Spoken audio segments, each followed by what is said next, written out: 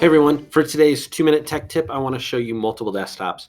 Multiple desktops are a great way to stay organized, especially when you only have one monitor like on your laptop and you want to have different things in different places. So let's get started here. So to see multiple desktops, you can click this task view down here.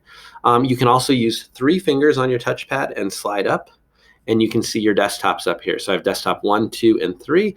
If I want to add a new desktop, I can add it here. So here's how I might use this. Over on desktop 1, I might have up on this my email and maybe Synergy, things that I want to see, but I don't want students to see. Now, if I want to quickly change between desktops, I can once again click down here at the task view, or I can use 4 fingers and slide left and right on my taskpad or on my touchpad. So 4 fingers, and I'm going to slide across. Now, this might be what I am displaying to students. So this is going to be, maybe my presentation or my plan of the day or my warm-up or whatever. Now, if I use 4 fingers again and slide to the left, I have my maybe my Spotify playlist or something like that. Here's something to keep in mind, though. Students know about multiple desktops, and they put different things on different places.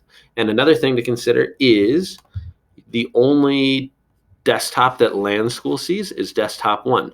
So if I'm a student and I'm maybe doing something I'm not supposed to, like listening to Neil Diamond, and my teacher comes wandering by, I might quickly switch over to where I'm supposed to be by just using quickly 4 fingers. So multiple desktops can be awesome and a great way to stay organized, but also something to consider with your students. All right, good luck.